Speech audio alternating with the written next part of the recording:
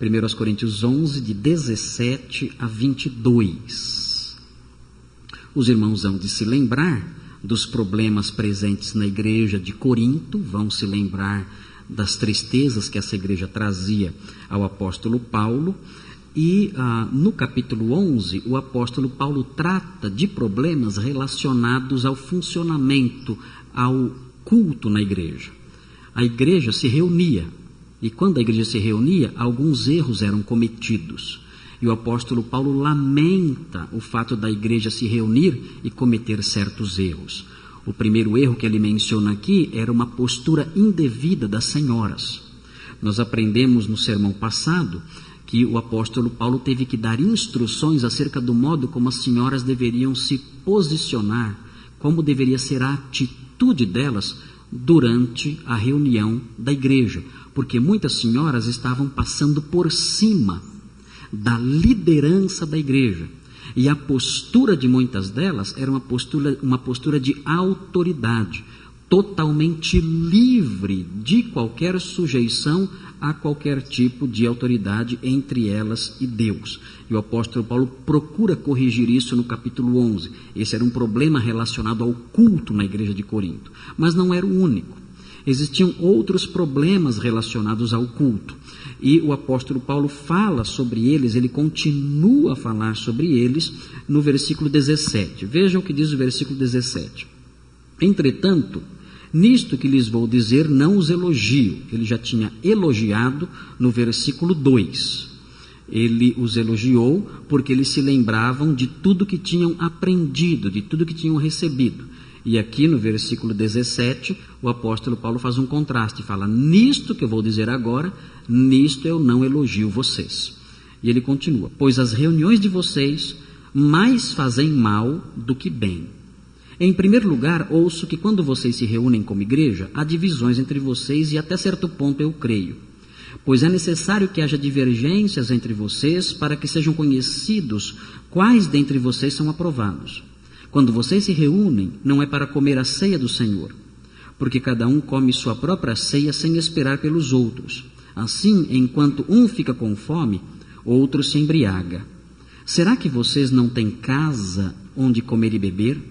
Ou desprezam a igreja de Deus e humilham os que nada têm? Que lhes direi? Eu os elogiarei por isso? Certamente que não.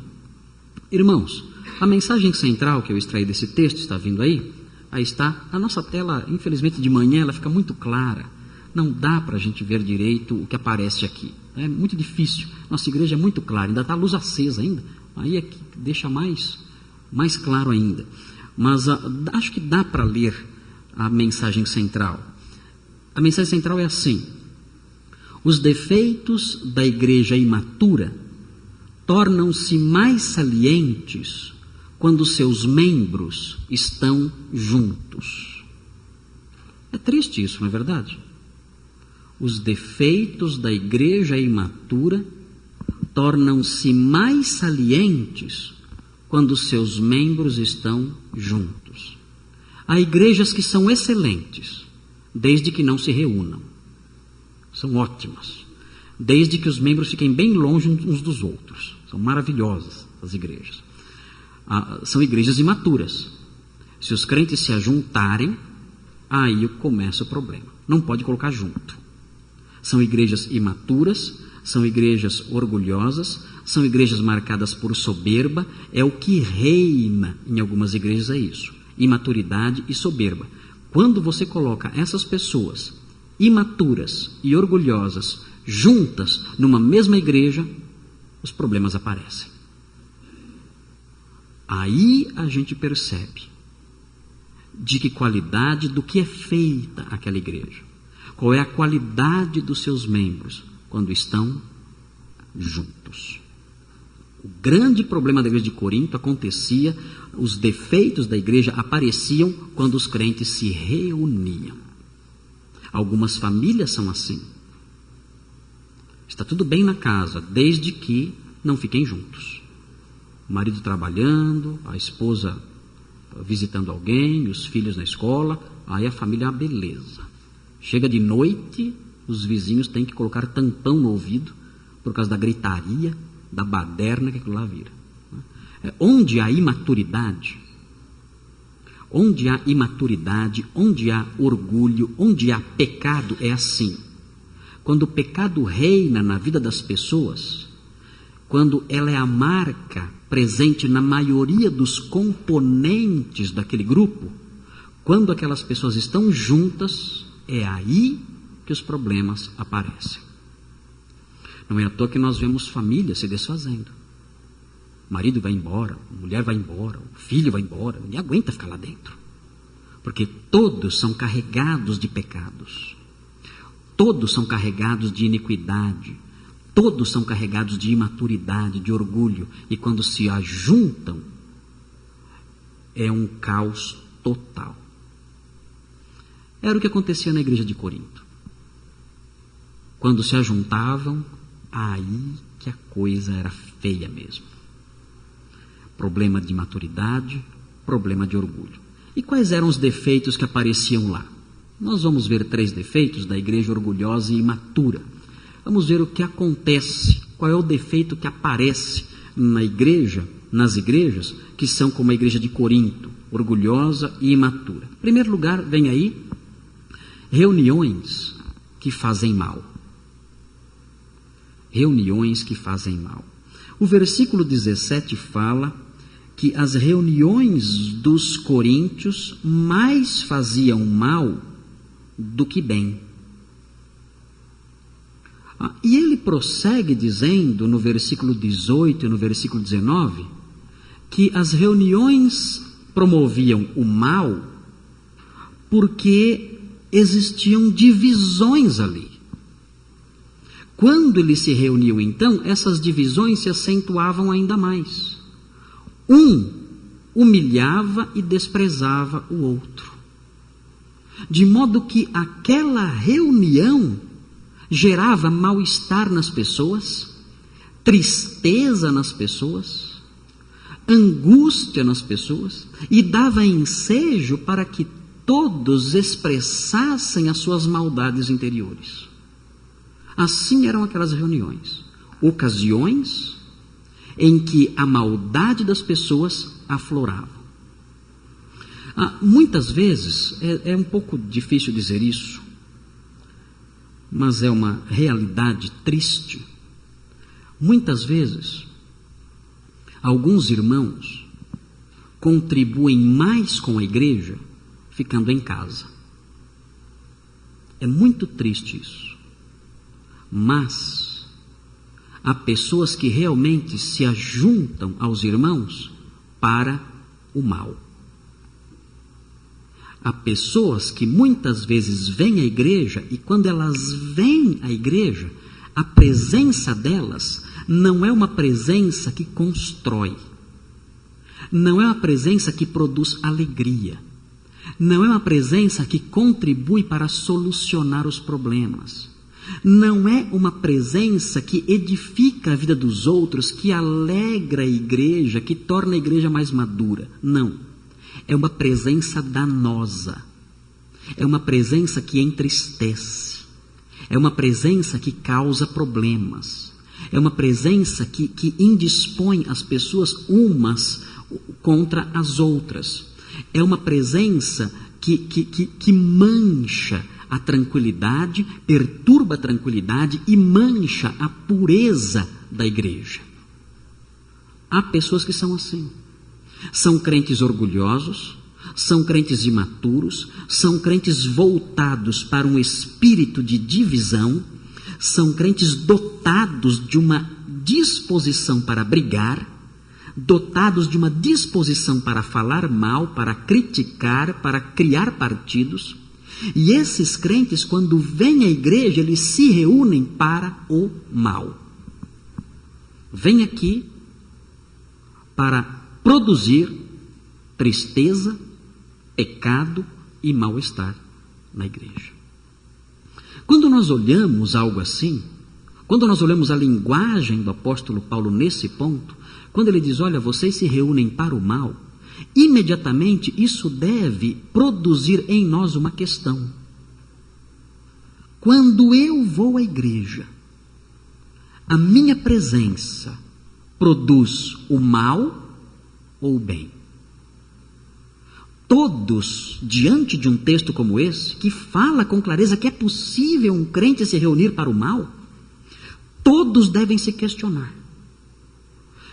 Hoje, neste domingo, ao fim do dia, eu devo olhar para trás e dizer: a minha participação na igreja, o meu tempo lá embaixo conversando com os irmãos, o meu tempo no culto, o meu tempo no culto da noite, os comentários que eu fiz, o meu comportamento enquanto o sermão estava sendo apresentado, a minha postura ao longo de todo o culto, isso tudo promoveu o bem ou promoveu o mal? Isso tudo, a minha pessoa, a minha figura, foi um exemplo de como deve ser? Ou foi um exemplo de como não deve ser?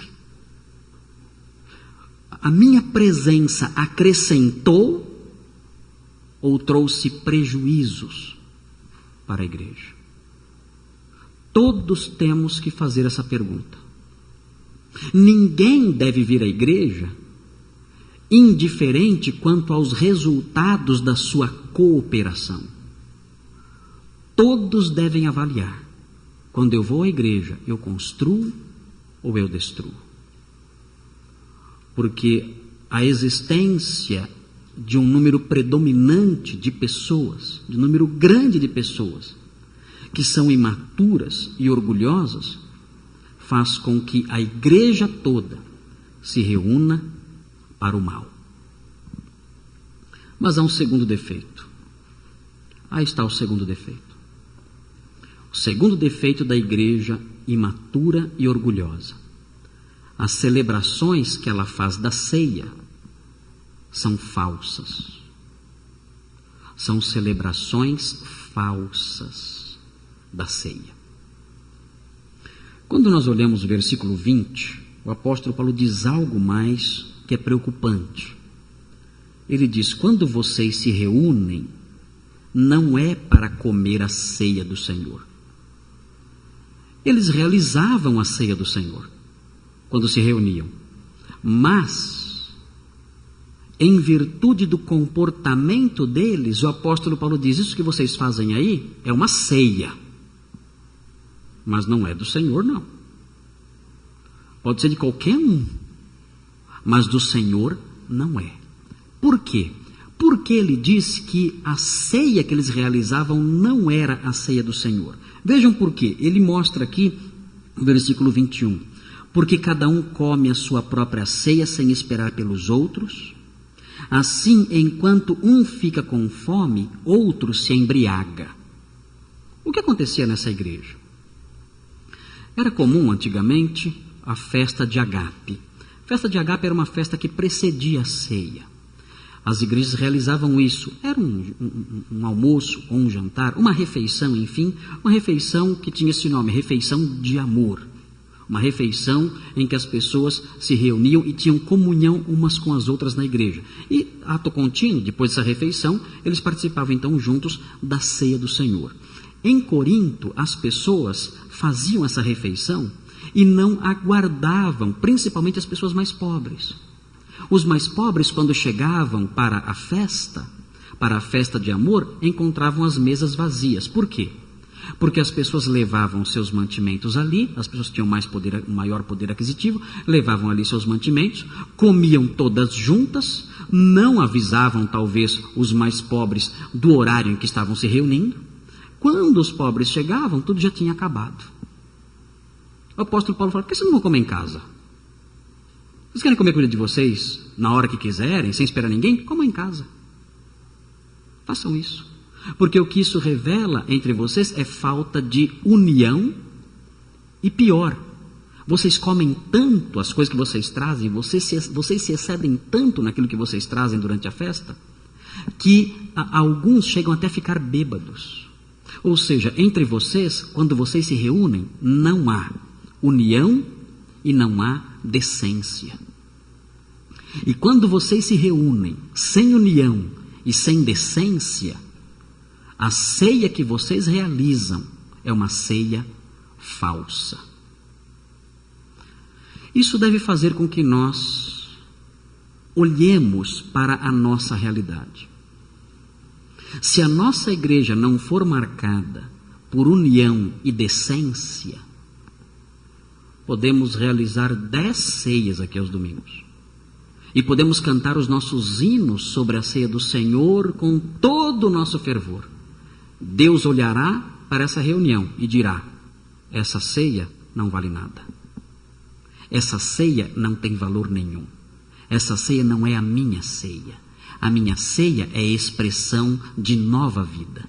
A minha ceia é expressão de unidade. Essa igreja não demonstra nem unidade e nem nova vida. O que ela celebra não é a ceia coisa alguma. Nós temos que voltar nossa atenção para nós mesmos. A nossa vida aqui, o nosso convívio aqui, é marcado por união e decência. Vocês são homens, mulheres e jovens decentes. O comportamento de vocês aqui juntos, as conversações de vocês aqui juntos, as brincadeiras de vocês aqui juntos revelam decência. O fato de vocês estarem unidos aqui, neste mesmo salão, é realmente uma expressão de união ou não? Se não há na igreja, se você não trabalha para criar na igreja, e de fato a igreja deixa de ter união e decência por sua causa, isso desfigura a ceia do Senhor. Nós realizamos aqui uma caricatura. Nós realizamos aqui um teatrinho, mas não a ceia mesmo. Cada um deve olhar para si e avaliar se está cooperando para fazer da igreja uma igreja unida e decente. Porque ausentes essas duas coisas, a igreja deixa de realizar a ceia. Os problemas lá em Corinto, com essa festa, se tornaram tão acentuados. Outras igrejas, no período da igreja antiga, também realizavam essa festa, que no finalzinho do século IV, um concílio se reuniu em Cartago, no ano 397, e proibiu essas festas. Proibiu. O concílio disse: as igrejas não podem mais fazer essas festas. Por quê? Porque essas festas revelam falta de decência e falta de união. Vejam a que ponto chegaram os líderes. Tiveram que tomar uma decisão desse tipo. Nós não podemos mais realizar essas festas. Porque as igrejas são marcadas por pessoas indecentes e desunidas. E o terceiro defeito que aparece no próprio texto, aqui vem, é o desprezo entre os crentes. O versículo 22 mostra: será que vocês não têm casa onde comer e beber? E aí ele vem com duas outras perguntas. Ou desprezam a igreja de Deus e humilham os que nada têm? Que lhes direi? Eu os elogiarei por isso? Certamente que não. Toda aquela postura dos crentes de Corinto revelava esse terceiro defeito: desprezo entre os crentes. Sempre que existe isso numa igreja, essa igreja revela imaturidade e orgulho. Quando o rico despreza o pobre, quando o pobre despreza o rico, quando aquele que pertence a um grupo despreza o que pertence a outro grupo, quando há uma postura de superioridade em que um despreza o outro, quando isso acontece na igreja, ela revela imaturidade, revela orgulho, e as pessoas que fazem isso estão desprezando a igreja de Deus. O apóstolo Paulo traz isso para uma dimensão muito séria. Ele diz: vocês estão desprezando a casa de Deus. Quando vocês se desprezam mutuamente, estão desprezando a própria família de Deus e humilhando os que lhe pertencem. Tudo isso acontece quando a igreja se reúne. Quando a igreja é imatura e orgulhosa, quando ela se reúne, esses 3 defeitos aparecem. Será que esses 3 defeitos estão presentes em nossa igreja? Será que você que está ouvindo essa exposição contribui para a realização, para a realidade desses defeitos na nossa igreja? Quando estamos juntos, os defeitos da nossa igreja aparecem. Será que são esses os defeitos da nossa igreja? Nós temos 3. Reuniões que fazem mal. A sua presença aqui produz o bem ou o mal. Celebrações falsas da ceia, em virtude de indecência e desunião. As nossas ceias são verdadeiras? São expressões de decência, de vida nova e de união? Desprezo entre os crentes. Você despreza o seu irmão? Quando nós nos reunimos, você usa a oportunidade de estar com seus irmãos para desprezá-los? Se é assim, você está contribuindo para tornar a nossa igreja uma igreja semelhante à igreja de Corinto. Meus irmãos, infelizmente, é por existirem problemas assim que muitas pessoas se perdem dentro da igreja. Os irmãos sabem onde muitos jovens e crianças aprendem um comportamento errado? Muitas vezes isso acontece, sabe aonde? Aqui, dentro da igreja. Eu conheço jovens que começaram a trilhar o caminho do homossexualismo. Pensam que foi lá fora? Não. Começaram a trilhar o caminho do homossexualismo dentro da igreja. Dentro. Não havia um zelo, não havia um cuidado. E esses jovens, enquanto a igreja se reunia, não assistiam o culto. Ficavam zanzando pela igreja, se envolvendo em conversações sujas, se envolvendo em brincadeiras sujas. Os pais não controlavam, os pais não estavam ali presentes, orientando. Os líderes da igreja faziam vista grossa, não se importavam com o que estavam vendo.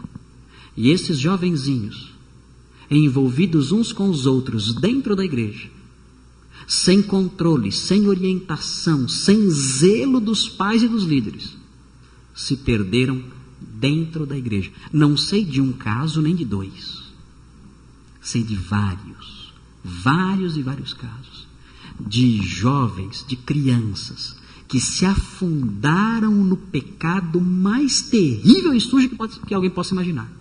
Não lá fora, mas dentro da igreja. Por que isso aconteceu? O que acontecia numa igreja como essa? O que acontecia nessas igrejas? Essas igrejas se reuniam para o mal. Não era um ambiente que promovia a santidade. Era um ambiente que promovia o mal. Essas igrejas celebravam ceias falsas. Não havia decência. Não havia um ambiente marcado por unidade e decência. Nessas igrejas havia desprezo. Tudo era propício para o pecado. Tudo era propício para o amadurecimento do que não presta. Tudo criava um ambiente em que o diabo trabalhava de modo livre. Tudo favorecia a criação de um lugar onde Satanás reinava e fazia o que bem entendia. E em virtude disso, essas pessoas todas se desviaram, mergulharam no pecado, jovens, crianças, casais, tudo. Igrejas que desabaram. Por quê? Porque dentro dela havia esses 3 defeitos. reuniões para o mal, celebrações da ceia num ambiente de indecência e de desunião, celebrações falsas da ceia e desprezo entre os irmãos.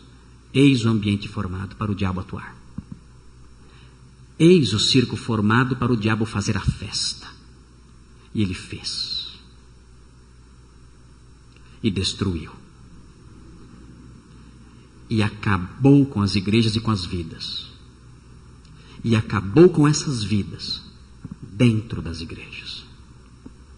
Todos nós somos responsáveis por nossa igreja. Todos nós. E esses 3 defeitos de que o apóstolo Paulo fala, todos nós devemos trabalhar para que eles não existam aqui. Porque se eles existirem aqui dentro, será aqui dentro que as pessoas se perderão. Não será lá fora. O diabo trará as pessoas para cá, para que aqui elas se percam. O diabo vai tirá-las lá de fora e vai trazê-las para o ANSI, e vai trazê-las para a EBD, e vai trazê-las para os cultos da noite. O diabo vai trazê-las para cá, para que aqui dentro elas se percam. E a culpa desse ambiente será sua.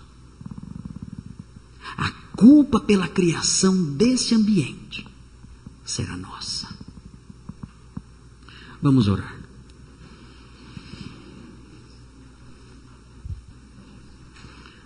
Senhor Deus, ajuda-nos para que a nossa igreja seja livre desses defeitos horríveis que criam um ambiente propício para o desenvolvimento do mal e do pecado.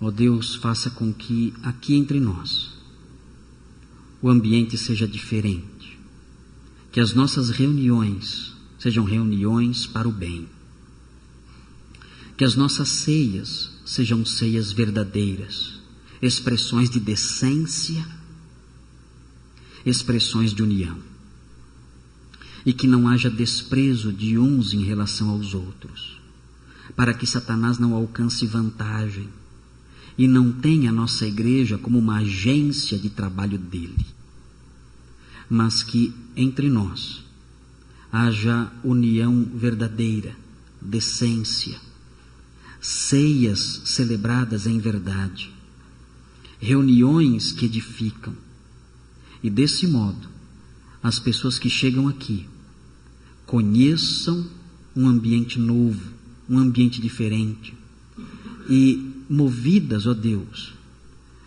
por uma atração especial por sua obra, sejam transformadas e se unam a nós numa igreja séria. Nós pedimos que o Senhor nos guarde, portanto, desses problemas, desses defeitos, que o Senhor nos livre da imaturidade e do orgulho, e faça com que a nossa igreja se adeque ao padrão que o Senhor tem para ela. Nós pedimos essas bênçãos em nome de Jesus. Amém.